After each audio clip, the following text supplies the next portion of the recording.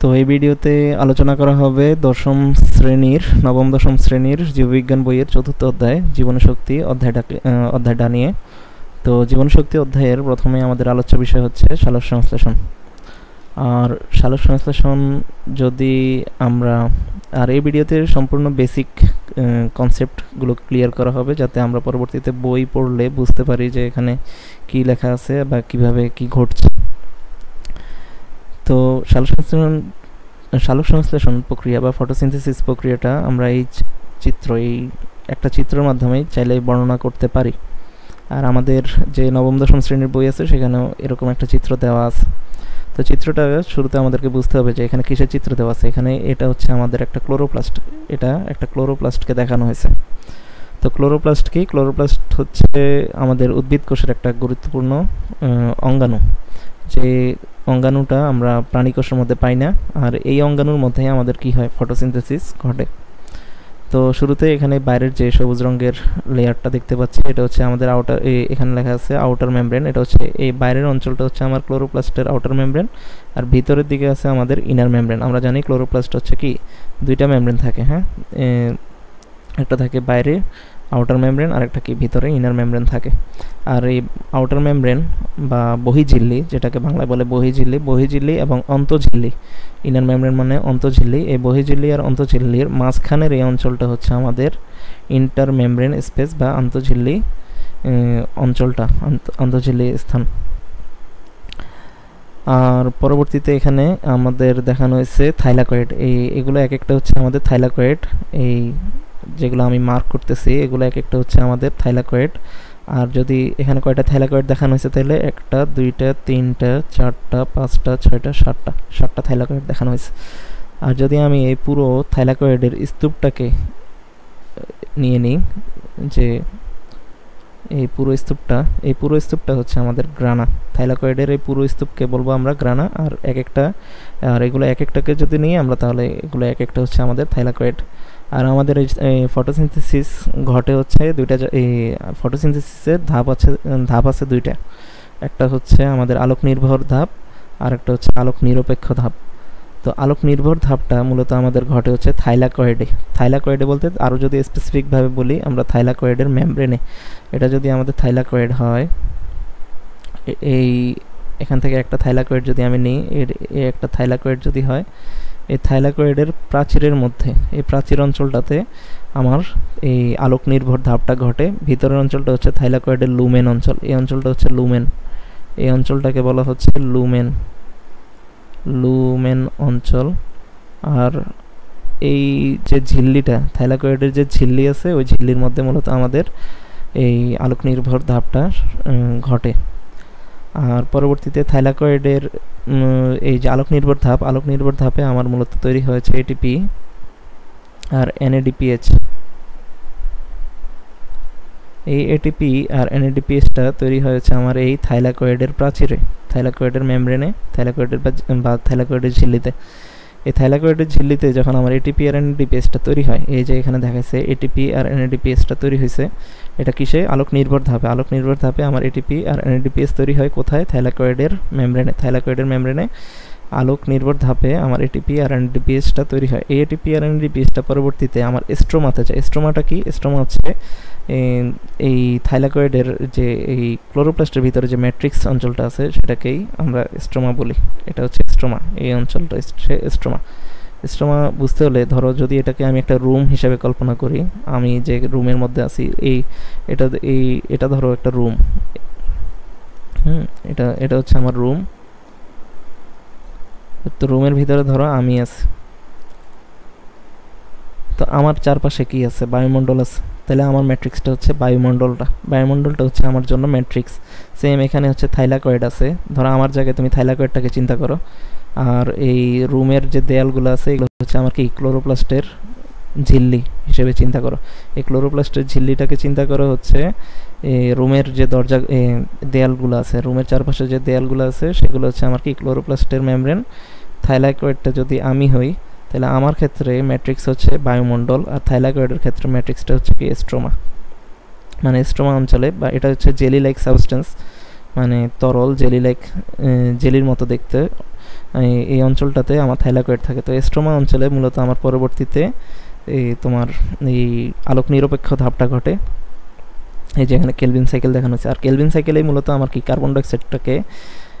Carbon ডাইঅক্সাইডটা ব্যবহার করে এই গ্লুকোজ তৈরি করে। তো আমরা যে এই সালোক সংশ্লেষণের বিক্রিয়াটা লিখি যে কার্বন ডাইঅক্সাইড যোগ পানি, এটা হচ্ছে একদম সিম্পলিফাইড যে রিঅ্যাকশনের বিক্রিয়াটা আছে ওইটা দেখাচ্ছি। হ্যাঁ, কার্বন ডাইঅক্সাইড যোগ পানি সমান সমান আমরা লিখি হচ্ছে C6H12O6,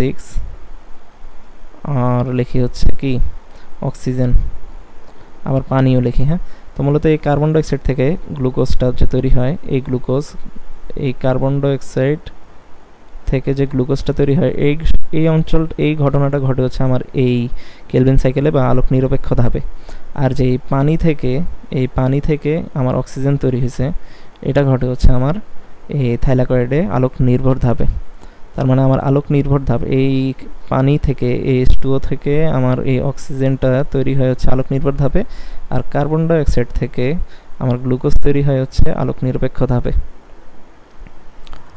তো পরবর্তীতে এখানে সালোক সংশ্লেষণের ধাপসমূহ নিয়ে আলোচনা দেখানো হয়েছে। তো ঘটনার স্থান, তো এটা হচ্ছে আলোক নির্ভর ধাপ। আমরা জানি সালোক সংশ্লেষণের দুইটা ধাপ, একটা হচ্ছে আলোক নির্ভর ধাপ আর একটা হচ্ছে আলোক নিরপেক্ষ ধাপ। তো আলোক নির্ভর ধাপটা শুরুতে হয়, তো আলোক নির্ভর ধাপটা শুরুতেই ঘটে হচ্ছে আমার থাইলাকয়েডের ঝিল্লিতে, যেটা আমি বলে আসছি। থাইলাকয়েডের ঝিল্লি, এই যে এখানে দেখানো হয়েছে থাইলাকয়েড, এটা একটা ক্লোরোপ্লাস্ট দেখানো হয়েছে, এখানে থাইলাকয়েড দেখানো হয়েছে। এই থাইলাকয়েডের ঝিল্লিতে মূলত, এটা যদি আমি জুম করি,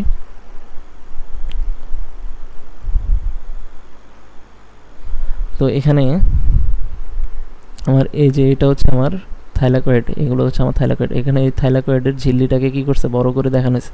তো থাইলাকয়েডের ঝিল্লিটার এই দেখো, থাইলাকয়েডের ঝিল্লির বাইরের অঞ্চলটা কি, স্ট্রোমা, এখানে এই স্ট্রোমা লিখছে। আর ভিতরের অঞ্চলটা হচ্ছে আমার লুমেন, থাইলাকয়েডের লুমেন। এখানের এই অঞ্চলটা হচ্ছে আমার থাইলাকয়েডের লুমেন, আর ভিতর এই বাইরের এটা হচ্ছে আমার স্ট্রোমা। এটা হচ্ছে এই যে এখানে এই অঞ্চলটা হচ্ছে স্ট্রোমা, আর ভিতরের দিকে আছে হচ্ছে থাইলাকয়েডের লুমেন। তো এটা হচ্ছে আমার থাইলাকয়েডের যে ঝিল্লিটার কথা আমি এতক্ষণ বলতেছি, যে ঝিল্লিতে থাইলাকয়েডের যে ঝিল্লিতে আমার কি হয়, আলোক নিরপেক্ষ ধাপটা, আলোক নির্ভর ধাপটা ঘটে। তো এই প্রসেসটা, এইখানে যে প্রসেসটা দেখানো হয়েছে, এটা মূলত আমার আলোক নির্ভর ধাপের পুরো প্রসেসটা। তো এই যে এখানে লাইট আসে, এখানে পানির ভাঙন হয়, ফটোলাইসিস হয়, ফটোলাইসিসের মাধ্যমে আমি কি ইলেকট্রন পাই। এটা হচ্ছে আমার থাইলাকয়েডের মেমব্রেনে যে ইলেকট্রন ট্রান্সপোর্ট সিস্টেমটা আছে সেটা দেখানো হয়েছে। তো ইলেকট্রনটা পরবর্তীতে কি হয়, ইলেকট্রন ট্রান্সপোর্টে প্রবাহিত হয়ে লাস্টে ইলেকট্রনটা গ্রহণ করে, সর্বশেষ ইলেকট্রনটা গ্রহণ করে হচ্ছে আমার এই এনএডিপিটা ইলেকট্রন গ্রহণ করে এনএডিপিএইচে পরিণত হয়। যে আমরা আলোক নির্ভর ধাপে যে দেখছিলাম, যে আলোক নির্ভর ধাপে মূলত আমাদের প্রোডাক্টটা কি, দুইটা জিনিস তৈরি হয়েছিল, একটা ছিল এনএডিপিএইচ আর একটা কি এটিপি। তো এই যে এনএডিপিএইচটা এখানে তৈরি হয়েছে, পরবর্তীতে এখানে এটিপি তৈরি হয়। তো মূলত আমার কি হয়, এখানে পানির ভাঙন হয়। পানির ভাঙন মানে এখানে ঘটে হচ্ছে ফটোলাইসিসটা ঘটে কোথায়, আমার থাইলাকয়েডের মেমব্রেনে। কোন ধাপে, আলোক নির্ভর ধাপে। আলোক নির্ভর ধাপে আলোর উপস্থিতিতে আমার পানির ভাঙন হয়, পানি ভেঙে এখান থেকে আমি ইলেকট্রনটা পাই। ইলেকট্রনটা পরবর্তীতে এখানে ইলেকট্রন ট্রান্সপোর্ট চেইনের মধ্যে দিয়ে প্রবাহিত হয়ে সর্বশেষ ইলেকট্রন এনএডিপিটা গ্রহণ করে, এনএডিপিএইচে পরিণত হয়, এনএডিপিএইচ তৈরি করে। তো যখন আমার ইলেকট্রন ট্রান্সপোর্ট সিস্টেমের মধ্যে দিয়ে আমার ইলেকট্রন প্রবাহ হয়, তখন এখানে একটা ঘটনা ঘটে। তখন কি হয়, এই যে আমার এই স্ট্রোমা অঞ্চলে যে প্রোটনগুলো আছে, এই প্রোটনগুলো যখন ইলেকট্রন এখানে পাস হতে থাকে, প্রবাহিত হতে থাকে, তখন এই প্রক্রিয়াটা যখন চলমান থাকে, তখন আমার এখানে কি হয়, এই স্ট্রোমা অঞ্চলের প্রোটনগুলো এই যে এখানে থাইলাকয়েডের লুমেনে প্রবেশ করতে থাকে। তো সর্বশেষ যখন এই এনএডিপিএসটা তৈরি হয়েছে, তখন এখানে কি হয়েছে, আমার প্রোটন গ্রেডিয়েন্ট মানে অর্থাৎ প্রোটনের ঘনত্ব থাইলাকয়েডের লুমেনে বেশি হয়ে গেছে, আর স্ট্রোমা অঞ্চলে আমার প্রোটনের ঘনত্বটা কম। তো তখন কি হয়, এখানে এই যে প্রোটনগুলো আছে, প্রোটনগুলো আমার এটিপি সিনথেস নামক একটা এনজাইম আছে, এটা হচ্ছে থাইলাকয়েডের মেমব্রেনে এটিপি সিনথেস নামক একটা এনজাইম আছে। ওই এনজাইমের মধ্য দিয়ে এই যখন প্রোটনটা পাস হয়, এখানে উচ্চ ঘনত্ব হয়ে গেছিলো, আর স্ট্রোমা অঞ্চলে কি হয়ে গেছে, নিম্ন ঘনত্ব সৃষ্টি হয়েছে। তো উচ্চ ঘনত্ব অঞ্চল থেকে যখন নিম্ন ঘনত্ব অঞ্চলের দিকে যায়, তখন কি হয়, আমার এটিপি সিনথেস এনজাইমের মধ্যে দিয়ে প্রবাহিত হয়। আর প্রবাহিত হলে তখনই মূলত আমার এটিপিটা তৈরি হয়। এই এটিপি সিনথেস এনজাইমটা মূলত একটা টারবাইনের মতো কাজ করে। যখন এখান দিয়ে প্রোটন পাস করে তখন এখানে একটা এনার্জি তৈরি হয়, আর এনার্জি তৈরি হলে ওই এনার্জির কারণে এডিপির সাথে এডিনোসিন ডাইফসফেটের সাথে ইনঅর্গানিক ফসফেট যুক্ত হয়ে এটিপি তৈরি করে। তো এটাই মূলত আমার এই আলোক নির্ভর ধাপে এই যে এখানে এনএডিপিএস তৈরি হয়েছে আর সর্বশেষ এটিপি তৈরি হয়েছে। তো পরবর্তীতে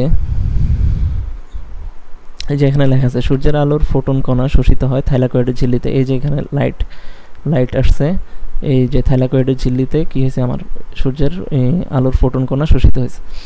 শোষিত হওয়ার পরে কি হয়েছে, আলোর শক্তি ব্যবহার করে পানি ভাঙছে। এই যে এখানে পানি কি হয়েছে, H2O ভেঙে কি হয়েছে, অক্সিজেন তৈরি করছে, প্রোটন তৈরি করছে আর ইলেকট্রনটা তৈরি করছে। এখন ইলেকট্রনটা পরবর্তীতে কি হয়, উৎপন্ন ইলেকট্রন থাইলাকয়েড ঝিল্লিতে অবস্থিত ইলেকট্রন ট্রান্সপোর্ট চেইনের মাধ্যমে, এই যে এই পুরো এই অঞ্চলটা হচ্ছে আমার কি ইলেকট্রন ট্রান্সপোর্ট চেইন। এই অঞ্চলটা এখানে যা দেখানো হয়েছে এগুলো সবগুলো হচ্ছে কি ইলেকট্রন ট্রান্সপোর্ট সিস্টেমের অংশ।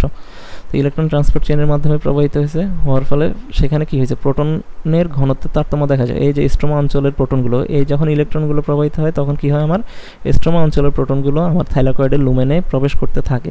তো তখন কি হয়, থাইলাকয়েড লুমেনে আমার প্রোটনের ঘনত্ব বেড়ে যায় আর স্ট্রোমা অঞ্চলে আমার প্রোটনের ঘনত্ব কমে যায়। তো এই থাইলাকয়েডের লুমেনে প্রোটনের ঘনত্ব বেশি থাকে এবং স্ট্রোমাতে কি হয়, প্রোটনের ঘনত্ব কম থাকে। পরবর্তীতে এটিপি সিনথেসের মধ্য দিয়ে প্রোটন বা হাইড্রোজেন আয়ন থাইলাকয়েডের লুমেন থেকে স্ট্রোমাতে, এই যে এখানে এই এখান দিয়ে প্রবেশ করে এটিপি সিনথেস, এটা হচ্ছে এটিপি সিনথেস। এটিপি সিনথেসের মধ্যে দিয়ে প্রবেশ করে স্ট্রোমাতে প্রবাহিত হয়। আর তখনই কি হয়, এটা এই এটিপি সিনথেসটা এরকম টারবাইনের মতো ঘোরার ফলে তখন কি হয়, এডিপি এর সাথে একটা ইনঅর্গানিক ফসফেট যুক্ত হয়ে এটিপি উৎপন্ন করে। এনএডিপি প্রবাহিত ইলেকট্রন গ্রহণ করে। এই যে ইলেকট্রনটা, এইখানে যে ইলেকট্রনটা প্রবাহিত হয়েছে এটা সর্বশেষ কি গ্রহণ করছে, এই এনএডিপিটা গ্রহণ করছে। এনএডিপি গ্রহণ করে কি তৈরি করছে, এনএডিপিএইচ তৈরি করছে। তার মানে আমার যে আলোক নির্ভর ধাপটা আছে এটা এখানে পুরোটাই এখানে কিভাবে সংগঠিত হয় সেটা দেখানো হয়েছে। তো আমার ফাইনাল প্রোডাক্ট কি, এখানে এটিপি তৈরি হয় আর একটা কি হয়, এনএডিপিএস তৈরি হয়। এটিপিটা মূলত আমার শক্তি সঞ্চয়কারী যৌগ আর এনএডিপিএসটা মূলত আমার উচ্চ শক্তির ইলেকট্রন বহনকারী যৌগ। এই এনএডিপিএসটা থেকে পরবর্তীতে আবার কি হয়, এটিপি তৈরি হয়। ওটা পরবর্তীতে আমরা শ্বসন প্রক্রিয়া পড়ার সময় আরও ডিটেলস আলোচনা করব। তো কখন ঘটে, শুধুমাত্র আলোর উপস্থিতিতে। এটা আলোর উপস্থিতি মানে এই যে লাইটটা, এখানে যে আলোর এটা আছে, এই লাইটটা যদি আমি বন্ধ করে দিই তাহলে কি হয়, পুরো প্রসেসটা আলটিমেটলি বন্ধ হয়ে যাবে। তো এই কারণে এটা হচ্ছে আলোক নির্ভর ধাপ, মানে আলোর উপর নির্ভরশীল। তো ফলাফল কী হয়েছে, আমার অক্সিজেন তৈরি হয়েছে। এই যে পানি থেকে কী হয়েছিল, ওই যে আমরা রিয়াকশনে দেখছিলাম যে কার্বন ডাইঅক্সাইড যোগ পানি সমান সমান গ্লুকোজ প্লাস অক্সিজেন। এই যে পানি থেকে পরবর্তীতে এইখানে মূলত আমার অক্সিজেনটা তৈরি হয়। তো এই অক্সিজেনটা কিছু আমাদের বায়ুমণ্ডলে নির্গত হয় আর কিছু আছে কি উদ্ভিদের শ্বসনের ব্যবহৃত হয়।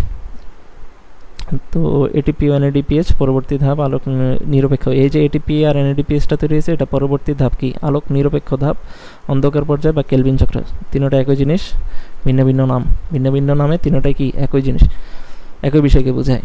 তো আলোক নিরপেক্ষ ধাপ, অন্ধকার ধাপ বা কেলভিন চক্রে পরবর্তীতে এই এটিপি আর এনএডিপিএইচটা যায় এবং সেখানে কি হয়, কার্বন ডাইঅক্সাইড থেকে আমার গ্লুকোজটা তৈরি হয়। অর্থাৎ যদি আমার আলোক নিরপেক্ষ ধাপ যেটা বলি সেটাও কিন্তু আলটিমেটলি তাহলে কি আলোর উপর নির্ভরশীল। কারণ যদি আলোটা বন্ধ হয়ে যায়, আলোটা বন্ধ হয়ে গেলে আমার কি বন্ধ হয়ে যাবে, আলোক নির্ভর ধাপ, এই পুরো প্রসেসটা কী হবে, বন্ধ হয়ে যাবে। এই পুরো প্রসেস বন্ধ হয়ে যাওয়া মানে কি, আমার এটিপিও তৈরি হবে না, এনএডিপিএইচও কি তৈরি হবে না। আর এটিপি আর এনএডিপিএইচটা যদি না তৈরি হয় তাহলে পরবর্তীতে আলোক নিরপেক্ষ ধাপটাও কি হয়, বন্ধ হয়ে যাবে। কারণ এই এটিপি আর এনএডিপিএইচটাই পরবর্তীতে আমার কি আলোক নিরপেক্ষ ধাপটা চলতে সাহায্য করে। তার মানে আলটিমেটলি আসলে আলোক নিরপেক্ষ ধাপ এটা বা অন্ধকার পর্যায়ে এটা যুক্তিসঙ্গত না, কারণ এটাও মূলত আমার কি ওই যে একদম এই লাইট, একদম শুরুর যে লাইটটা আছে সেটার উপরেই কিন্তু আলটিমেটলি নির্ভরশীল। এখানে ক্লোরোপ্লাস্টের একটা চিত্র দেখানো হয়েছে। এই যে বাইরের অঞ্চলটা হচ্ছে আমার কি আউটার মেমব্রেন, আবার ভিতরে আর একটা মেমব্রেন থাকে, এটা হচ্ছে ইনার মেমব্রেন বা বহিঝিল্লি অন্তঃঝিল্লি। তো এই আউটার আর ইনারের মাঝখানের যে অঞ্চলটা আছে সেটা হচ্ছে আমার কি আন্তঃঝিল্লি, এই ইন্টারমেমব্রেন স্পেস। আর এরপরে এখানে এই যে থাইলাকয়েড দেখানো হয়েছে, এখানে থাইলাকয়েডটা কেটে দেখানো হয়েছে। এই ভিতরে যে হলুদ কালারের অঞ্চলটা দেখানো হচ্ছে ওইটাই কি আমার লুমেন অঞ্চলটা, থাইলাকয়েডের লুমেন। হ্যাঁ, এখানে থাইলাকয়েডটা সেকশন করে দেখাইছে। এই যে এখানে এই অঞ্চলে থাইলাকয়েডটা কী করছে, সেকশন করে দেখাইছে। এই ভিতরে যে হলুদ অঞ্চলটা দেখাচ্ছে এটা কি আমার লুমেন।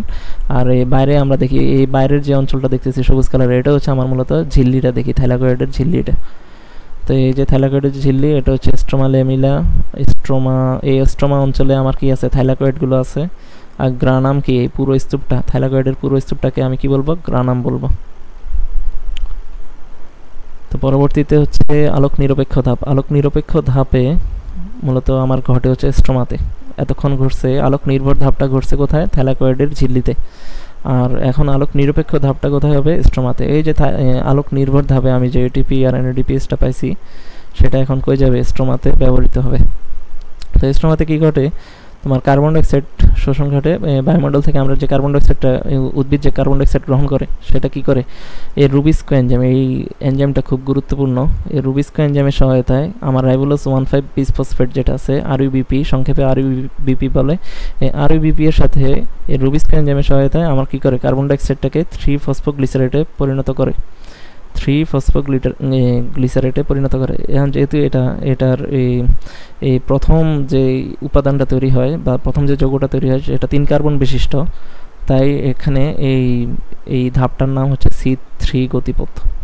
এই যে কার্বন ডাইঅক্সাইড থেকে যে আমার এই যে 3-ফসফোগ্লিসারেটটা তৈরি হয়েছে, এটা হচ্ছে আমার 3 কার্বন বিশিষ্ট। এখন 3 কার্বন বিশিষ্ট হওয়াতে এখানে আমরা কি বলি, এই গতিপথটারে আমরা বলি হচ্ছে C3 সাইকেল, C3 গতিপথ। তো এরপরে আছে এটিপি এবং এনএডিপিএইচ ব্যবহার।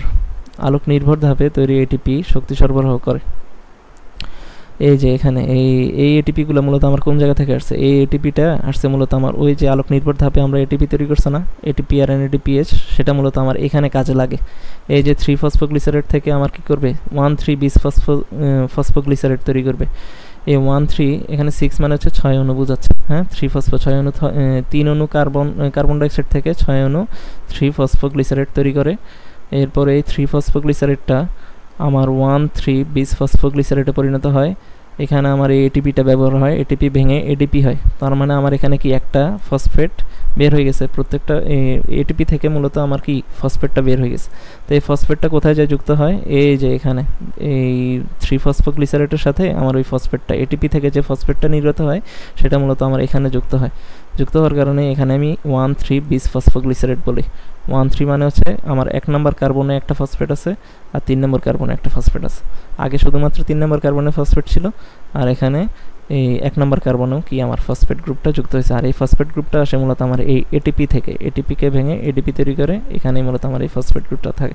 আর এখানে এনএডিপিএসটা ব্যবহৃত হয়, এনএডিপিএস ব্যবহার করে আমার গ্লিসারেলডিহাইড 3-ফসফেট তৈরি করে। আর এই গ্লিসারেলডিহাইড 3-ফসফেট থেকে পরবর্তীতে আলটিমেটলি আমার গ্লুকোজ তৈরি হয়। তো তোমাদের যারা 9-10-এ আছো তারা এত ডিটেলস পড়ার দরকার নাই, তোমাদের এত ডিটেলস দেওয়া নেই, আমি জাস্ট তোমরা যাতে বিষয়টা বুঝতে পারো এই কারণেই একটু ডিটেলস বলার চেষ্টা করলাম, সংক্ষেপে ডিটেলসটা বলার চেষ্টা করলাম, প্রসেসটা বলার চেষ্টা করলাম। তো পরবর্তীতে এই গ্লিসারেলডিহাইড আবার কি হয়, এখানে কিন্তু গ্লিসারেলডিহাইড এই 1 অণু গ্লিসারেলডিহাইড থেকে আমার কি হয়েছে, 1 অণু গ্লুকোজ তৈরি হয়েছে। আর পরবর্তীতে কি হয়েছে, 5 অণু গ্লিসারেলডিহাইড আবার কি হয়েছে, তোমার তৈরিতে চলে যাবে, রাইবোলোজ 1,5 বিসফসফেট। এটা থেকে আবার পরবর্তীতে কি হবে, রাইবোলোজ 1,5 বিসফসফেট, এই আরইউবিপি তৈরি হবে। এই আরইউবিপিটা পরবর্তীতে আবার কি রুবিস্কো এনজাইমের সহায়তায় কার্বন ডাইঅক্সাইডকে 3-ফসফোগ্লিসারেটে পরিণত করবে। তো এইভাবে চক্রাকারে এটা পুরো প্রসেসটা ঘুরতে থাকে। মূলত এই যে আমার এই আলোক নিরপেক্ষ ধাপে কী হয়, আমার এই কার্বন ডাইঅক্সাইড থেকে আলটিমেটলি কী তৈরি হয়, গ্লুকোজটা তৈরি হয়। তো এখানে লেখা আছে এটিপি ও এনএডিপিএস ব্যবহার। আলোক নির্ভর ধাপে এটিপি শক্তি সরবরাহ করে, এনএডিপিএস 3-PGA-কে গ্লিসারেলডিহাইড 3-ফসফেট রিডিউস করে গ্লুকোজ ও অন্যান্য কার্বোহাইড্রেট তৈরি। এগুলো এটা এক্সপ্লেন করার সময় মোটামুটি বলে দিচ্ছে। আলো থাকুক বা না থাকুক, তবে এটিপি ও এনএডিপিএইচ প্রয়োজন, তাই আলোক নিরপেক্ষ ধাপ বলা হয়। মূলত ওই যে আলোক নির্ভর ধাপে যে এটিপি আর এনএডিপিএসটা আছে, আমার মূলত ওইটা দরকার। আমার এখানে আলোক নিরপেক্ষ ধাপে কিন্তু সরাসরি আলোর দরকার নেই, কিন্তু আমার ওই এটিপি আর এনএডিপিএস, আর এটিপি আর এনএডিপিএসটা কিন্তু তৈরি হতে হলে আমার আলোর দরকার। এইগুলো তৈরি হয়েছে আমার কোথায়, আলোক নির্ভর ধাপে।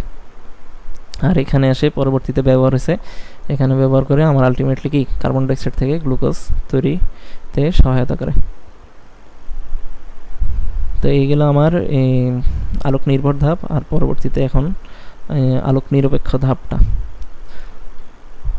তো এখানে 3টা সংজ্ঞা লেখা আছে। একটা হচ্ছে ফটোলাইসিস। ফটোলাইসিসটা আমরা দেখছি, ফটোলাইসিসটা ঘটছিল আমার ওই যে থাইলাকয়েডের মেমব্রেনে। থাইলাকয়েডের মেমব্রেনে কী ছিল, প্রাচীরে, থাইলাকয়েডের প্রাচীরে আমরা দেখলাম যে ওই পানি ভেঙে অক্সিজেন তৈরি হয়েছিল, প্রোটন তৈরি হয়েছিল, ইলেকট্রন তৈরি হয়েছিল। ফটোলাইসিস এই যে এখানে, এটা যদি জুম করি,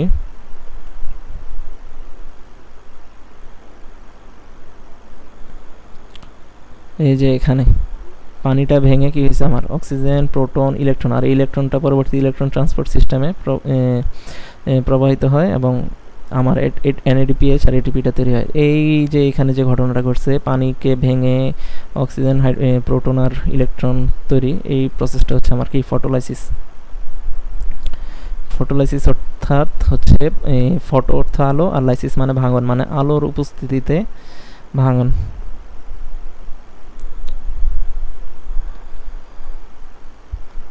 এই যে ফটো অর্থ আলো আর লাইসিস মানে কি ভাঙন, অর্থাৎ আলো ব্যবহার করে জল ভাঙার প্রক্রিয়াটাই মূলত আমার ফটোলাইসিস। এটা ঘটে হচ্ছে আমার আলোক নির্ভর ধাপে তোমার থাইলাকয়েডের মেমব্রেনে ঘটে। থাইলাকয়েডের মেমব্রেনে আলোক নির্ভর ধাপে পানি থেকে যে অক্সিজেন আর ইলেকট্রন আর প্রোটন তৈরি হয়, সেই ধাপটা মূলত এই ফটোলাইসিস, যেখানে ঘটে থাইলাকয়েডের ঝিল্লিতে, ফটোসিস্টেম 2-তে ফটোফসফোরাইলেশন। এখন ফটোফসফোরাইলেশন আর একটা হচ্ছে অক্সিডেটিভ ফসফোরাইলেশন। এখন আমি ATP তৈরি দুইটা জায়গায় দেখি, একটা হচ্ছে আমার কি ক্লোরোপ্লাস্টে দেখি, আর একটা কোথায় দেখি আমরা শ্বসন প্রক্রিয়া মাইটোকন্ড্রিয়াতে দেখব। তো এই ফটোফসফোরাইলেশনটা আমরা দেখছি, এটা মূলত আলোক নির্ভর ধাপে থাইলাকয়েডের মেমব্রেনে যে ATP তৈরির প্রসেসটা, ওইটাই আলোর শক্তি ব্যবহার করে ADP এর সাথে অজৈব ফসফেট যুক্ত করে ATP উৎপন্ন করার প্রক্রিয়াটা হচ্ছে ফটোফসফোরাইলেশন। এটা হচ্ছে আমার কি আলোক নির্ভর ধাপে ঘটে, এটাও কি আলোক নির্ভর ধাপে ঘটে, থাইলাকয়েডের মেমব্রেনে ঘটে। ফটো অর্থাৎ আলো, আর ফসফোরাইলেশন মানে হচ্ছে ফসফেট যুক্ত করা, মানে আলোর উপস্থিতিতে ফসফেট যুক্ত করা। এই যে ADP মানে কি আমার এডিনোসিন ডাইফসফেট মানে এখানে দুইটা ফসফেট আছে, পরবর্তীতে এটার সাথে একটা ইনঅর্গানিক ফসফেট যুক্ত হয়ে কি হয়, ATP তৈরি করে, এডিনোসিন ট্রাইফসফেট। ট্রাই মানে হচ্ছে 3, ডাই মানে 2, তার মানে এই যে এখানে এই যোগে ছিল দুইটা ফসফেট, আর এখানে আছে কি 3টা ফসফেট, মানে আমার কি একটা ফসফেট যুক্ত করছে। আর এই ফসফেটটা যুক্ত করার প্রক্রিয়াটা কোথায় করছিল, আমার আলোক নির্ভর ধাপে, অর্থাৎ সেখানে কি আমার আলোর ব্যবহার হয়েছে, আলোক শক্তি ব্যবহার করে। এই কারণে বলছে কি আলোক শক্তি ব্যবহার করে ADP এর সাথে অজৈব ফসফেট যুক্ত করে ATP তৈরি করার প্রক্রিয়াটাকে ফটোফসফোরাইলেশন বলে। অর্থাৎ আলো ব্যবহার করে ADP-তে ইনঅর্গানিক ফসফেট যোগ করে ATP তৈরি করা, যেখানে ঘটে থাইলাকয়েডের ঝিল্লির ATP সিনথেজ এনজাইমে। ওই যে ATP সিনথেজ এনজাইম দেখানো হয়েছিল উপরের চিত্রে, এইখানে এই ঘটনাটার কথা বলেছে। তাহলে ফটোলাইসিস ঘটছে আমার এইখানে। আচ্ছা, আমি এটা ক্লিয়ার করি বোর্ডটা।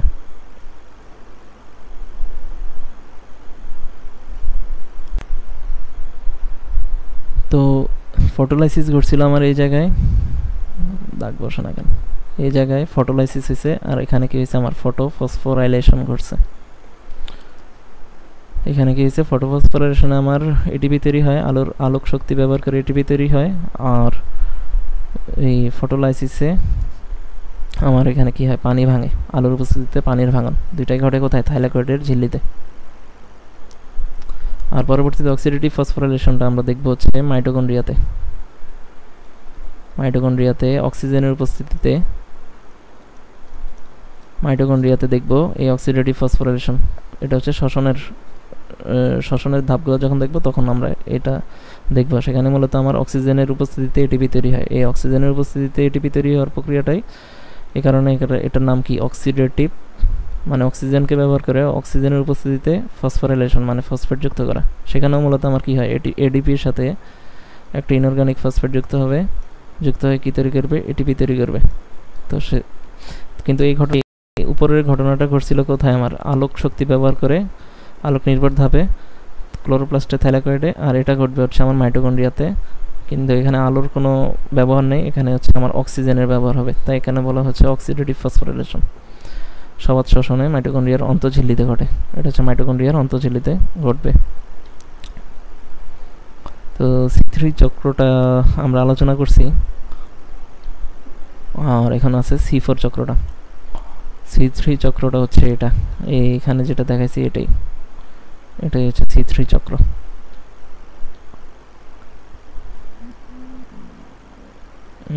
এরপরে তোমার C4 চক্র। এখন C4 চক্রের মধ্যে মূলত এখানে একটা চিত্র দেওয়া আছে, এই চিত্রটা।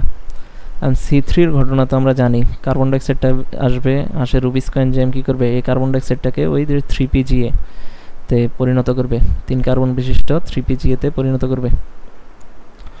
তো মূলত এখানে একটা করে কি রুবিস্কো এনজাইমটা, এই রুবিস্কো এনজাইম একটা গুরুত্বপূর্ণ ভূমিকা রাখে। তো এই রুবিস্কো এনজাইমের একটা বৈশিষ্ট্য হচ্ছে, এই ভিডিওটা একটু বেশি বড় হয়ে যাচ্ছে, আচ্ছা যাই হোক। তো মূলত C3 প্ল্যান্টের ক্ষেত্রে আমরা দেখি যে কার্বন ডাইঅক্সাইডটা স্ট্রোমা অঞ্চলে, এটা হচ্ছে স্ট্রোমা অঞ্চলে কি হয়, আমার কার্বন ডাইঅক্সাইডটাকে রুবিস্কো এনজাইম ক্যাচ করে সেটাকে কি করে তোমার 3PGA বা স্থায়ী যে এই 3 কার্বন বিশিষ্ট 3PGA তে পরিণত করে। কিন্তু এটা একটা সমস্যা আছে, C3 প্ল্যান্ট একটা সমস্যার সম্মুখীন হয় কখন, যখন আমার টেম্পারেচার বেড়ে যায়, পরিবেশের তাপমাত্রা যখন বাড়ে, তখন তোমার আমার এই কার্বন ডাইঅক্সাইডটা মূলত প্রবেশ করছে কোন জায়গা থেকে, এই কার্বন ডাইঅক্সাইডটা আমার প্রবেশ করছে হচ্ছে পত্ররন্ধ্র দিয়ে। পাতার নিচে ওই যে পত্ররন্ধ্র থাকে, পাতার যে ছিদ্রপথ আছে, ওই ছিদ্রপথ দিয়ে কী করছে, এই কার্বন ডাইঅক্সাইডটা প্রবেশ করছে। এখন যখন আমার ওই ছিদ্রপথে আরও একটা ঘটনা ঘটে, সেটা হচ্ছে প্রস্বেদন। এই স্টোমাটা বা পত্ররন্ধ্র দিয়ে আমার আরেকটা ঘটনা ঘটে, হচ্ছে প্রস্বেদন। প্রস্বেদন ঘটে।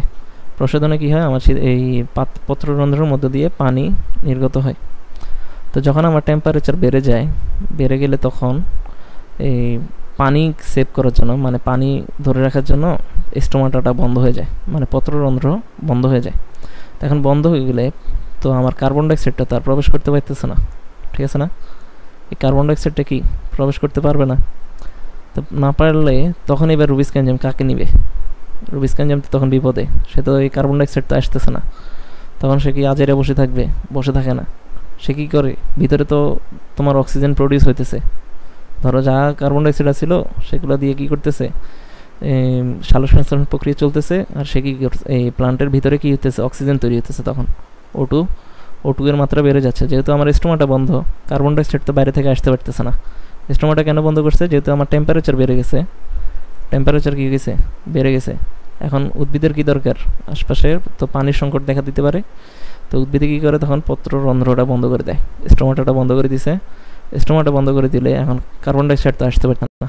এবার ভিতরে কী হইতেছে, আমার ওই যে সালোকসংশ্লেষণ প্রক্রিয়ার মাধ্যমে কী তৈরি হইতেছে, অক্সিজেন তৈরি হইতেছে। ওই যে পানির ভাঙন, ফটোলাইসিস প্রক্রিয়া চলতেছে, কারণ পানি তো নিতেছে, উদ্ভিদ পানি নিতেছে, পানি ভাঙি তোমার অক্সিজেন কিন্তু তৈরি হইতেছে, ফটোলাইসিসের মাধ্যমে অক্সিজেন তৈরি হইতেছে। আবার যে সালোকসংশ্লেষণ প্রক্রিয়া যেটা চলতেছে সেটার মধ্যেও কী হইতেছে, আমার অক্সিজেন তৈরি হইতেছে, মানে ওই ফটোলাইসিসের মাধ্যমে অক্সিজেনটা তৈরি হইতেছে। তো এখন রুবিস্কো এনজাইম কী করে, তখন অক্সিজেনকে নিয়ে কাজ করা শুরু করে। তো রুবিস্কো এনজাইম যখন অক্সিজেনকে নিয়ে কাজ করা শুরু করে, তখনই আর কি প্ল্যান্টের জন্য এটা বিপদ নিয়ে আসে আর কি, মানে এটা একটা আত্মঘাতী কাজ আর কি, লস প্রজেক্ট প্ল্যান্টের জন্য, এটা হচ্ছে একটা লস প্রজেক্ট। এখন রুবিস্কো এনজাইমের মধ্যে এই দ্বিচারিতা আছে, সে যখন কার্বন ডাইঅক্সাইডকে পায় তখন কার্বন ডাইঅক্সাইডকে নিয়ে কাজ করে, আর যখন সে অক্সিজেনকে পায় তখন সে কি অক্সিজেনকে নিয়ে কাজ করবে। এখন কার্বন ডাইঅক্সাইডকে নিয়ে কাজ করলে তো ভালো, এটা প্ল্যান্টের জন্য ভালো, সালোকসংশ্লেষণ ঘটে, পুরো জীবজগতের জন্যই বিষয়টা ভালো। কিন্তু যখন কার্বন ডাইঅক্সাইড বন্ধ গেছে, তখন কি অক্সিজেনের মাত্রা বাড়তেছে, প্ল্যান্টের ভিতরে অক্সিজেনের মাত্রা বাড়তেছে। এখন অক্সিজেনের মাত্রা বাড়লে তখন কি রুবিস্কো কাকে পাইছে, অক্সিজেনকে পাইছে। এখন অক্সিজেনকে ধরে কাজ করা শুরু করবে, তখন আরেকটা সাইকেল শুরু হয়, সেটার বলা হচ্ছে C2 সাইকেল। এটা তোমাদের বইয়ে নাই, তবুও বলতেছি। C2 সাইকেলটা মূলত আমার কি প্ল্যান্টের জন্য একটা বিধ্বংসী কাজ, মানে সে অনেক কাজ করে কিন্তু আলটিমেটলি কোনো রেজাল্ট পায় না, অনেক এনার্জি লস করে কিন্তু আলটিমেটলি কোনো রেজাল্ট পায় না। তো এই কারণে তোমার C4 প্ল্যান্ট আছে, C4 প্ল্যান্টগুলোর বৈশিষ্ট্য হচ্ছে, তোমার C4 প্ল্যান্টে তোমার মূলত আমার এখানে ঝামেলা করতেছে কে, রুবিস্কো এনজাইমটা না, মূলত ঝামেলাটা করতেছে হচ্ছে রুবিস্কো এনজাইমটা। তো রুবিস্কো এনজাইম যেহেতু ঝামেলা করতেছে, তারা কী করতে হবে, এই অক্সিজেন থেকে দূরে রাখতে হবে। রুবিস্কো এনজাইমটা যেহেতু ঝামেলা করতেছে, তাকে আমি কি করব, এমন একটা জায়গায় বন্দি করবো যাতে সে এই অক্সিজেনকে কি কখনো না পায়। তো এই বৈশিষ্ট্যটাই আমরা পাই কি C4 প্ল্যান্টে আলাদা একটা বৈশিষ্ট্য আছে, ওটা কি বলে, ক্রাঞ্চ অ্যানাটমি বা বান্ডেল সেল থাকে। C4 প্ল্যান্টের মধ্যে আমরা বান্ডেল সেল দেখতে পাই। এখন রুবিস্ক এনজাইমটা এখানে আসিল কোথায় দেখো, মেসোফিল সেলের মধ্যে, C3 প্লান্টের মধ্যে রুবিস্ক এনজাইমটা থাকে কোথায়, আমার মেসোফিল সেলের মধ্যে। কিন্তু C4 প্লান্টের মধ্যে আমার মেসোফিল সেলের মধ্যে কিন্তু আমার রুবিস্ক এনজাইমটা থাকে না। কারণ মেসোফিল সেলের মধ্যে যদি থাকে তখন সে কী করবে, ওই C3 এর মতো এই অক্সিজেনকে পেয়ে অক্সিজেনকে দিয়ে কাজ করা শুরু করবে, কিন্তু আমার কী হবে, লস হবে, প্লান্টের জন্য এটা কী হবে, লস হবে। তো আমি এমন এক জায়গায় রুবিস্ক এনজাইমকে রাখবো যাতে সে কি অক্সিজেনের দেখা না পায়, সে শুধুমাত্র কি কার্বন ডাইঅক্সাইডের দেখা পাবে। তো এই কারণে এই C4 প্লান্টের মধ্যে কী হয়, তোমার এই কার্বন ডাইঅক্সাইডটাকে যখন আমার কার্বন ডাইঅক্সাইড প্লান্টের মধ্যে প্রবেশ করতে পারে তখন সেটাকে কী করে, অক্সালো অ্যাসিটেটে পরিণত করে। অক্সালো অ্যাসিটেটটা পরবর্তীতে ম্যালেটে পরিণত হয়, আর এই ম্যালেটটা পরবর্তীতে কী হয়, আমার বান্ডল শীট সেলের মধ্যে প্রবেশ করে, এবং বান্ডল শীট সেলে প্রবেশ করে সেই এই ম্যালেটটা কী করে, আমার এই কার্বন ডাইঅক্সাইডটা রিলিজ করে। এই যে বাইরে থেকে যে কার্বন ডাইঅক্সাইডটা আসছিল এটার আর কি ছদ্মবেশে তোমার মেসোফিল সেল থেকে বান্ডল শীট সেলে ট্রান্সফার করে দিছে। তো এখন রুবিস্ক এনজাইম কাকে পাইছে, কার্বন ডাইঅক্সাইডকে পাইছে। তো কার্বন ডাইঅক্সাইডকে দিয়েই কি সে কাজ করে। এখানে কি এই বান্ডল শীট সেলের মধ্যে তোমার কখনো অক্সিজেন প্রবেশ করতে পারবে না। এখানে কি অক্সিজেনের জন্য এন্ট্রিটা কি অ্যালাউ না, সে অক্সিজেন প্রবেশ করতে পারবে না। যদি প্রবেশ করতে হয় তাহলে কার্বন ডাইঅক্সাইডকে প্রবেশ করতে হবে। এখন কার্বন ডাইঅক্সাইড আবার সরাসরি প্রবেশ করতে পারে না, সে কি এখানে পেপকার্বক্সিলেজ এনজাইমের মাধ্যমে প্রথমে অক্সালো অ্যাসিটেটে পরিণত হয়, অক্সালো অ্যাসিটেটটা পরবর্তীতে ম্যালেটে পরিণত হয়। এই ম্যালেটটা পরবর্তীতে কী হয়, ম্যালেটের জন্য কি পারমিশন আছে যে বান্ডল শীট সেলে প্রবেশ করা। তো ম্যালেট কী করে, এই বান্ডল শীট সেলে প্রবেশ করে এবং সে যে ওই যে কার্বন ডাইঅক্সাইডটা আছে এই কার্বন ডাইঅক্সাইডটা কী করে এখানে রিলিজ করলে তখন রুবিস্ক এনজাইম কার্বন ডাইঅক্সাইডকে পায় এবং পরবর্তীতে আবার কি এই কেলভিন সাইকেলটা চলে। তার মানে আমার C3 প্লান্টের মধ্যে কেলভিন সাইকেলটা চলে হচ্ছে আমার মেসোফিল সেলের ভিতরে, আর C4 প্লান্টের ভিতরে আমার কেলভিন সাইকেলটা চলে হচ্ছে কোথায়, বান্ডল সেলের ভিতরে। এটার কারণ কি, কারণ রুবিস্ক এনজাইম যদি আমার মেসোফিল সেলে থাকে তখন কি হয়, যখন আমার টেম্পারেচার বেড়ে যায় তখন কি হয়, সে এই পত্ররন্ধ্র বন্ধ হয়ে যায়। পত্ররন্ধ্র বন্ধ হয়ে গেলে কার্বন ডাইঅক্সাইড প্রবেশ কি বন্ধ হয়ে যায়। তো কার্বন ডাইঅক্সাইড যখন বন্ধ হয়ে যায় তখন সে কী করে, অক্সিজেনকে নিয়ে কাজ করে, আর অক্সিজেনকে নিয়ে যখন সে কাজ করা শুরু করে তখন সেটা কী হয়, প্ল্যান্টের জন্য ক্ষতিকর হয় বা বিধ্বংসী কাজ হয়। এই কারণে রুবিস্ক এনজাইমটার মধ্যে যেহেতু দ্বিচারিতা স্বভাব আছে, সেই কার্বন ডাইঅক্সাইডকে পেলে কার্বন ডাইঅক্সাইড, অক্সিজেনকে পেলে অক্সিজেন, তাই আমি এমন জায়গায় তাকে বন্দি করছি বান্ডল শীট সেলের মধ্যে যাতে সে কি শুধুমাত্র কার্বন ডাইঅক্সাইডকেই পায়, অক্সিজেন যাতে না পায়। তো এইভাবে C4 প্লান্টের ঘটনাটা ঘটে। মূলত আমার C4 প্লান্টে এই রুবিস্ক এনজাইমটা যেহেতু বান্ডল শীট সেলের ভিতরে আছে, এই কারণে আমার কেলভিন সাইকেলটা চলে হচ্ছে বান্ডল শীট সেলের ভিতরে, আর C3 প্লান্টের মধ্যে কেলভিন সাইকেলটা চলে হচ্ছে মেসোফিল সেলের ভিতরে। তো এতটুকুই থাকুক।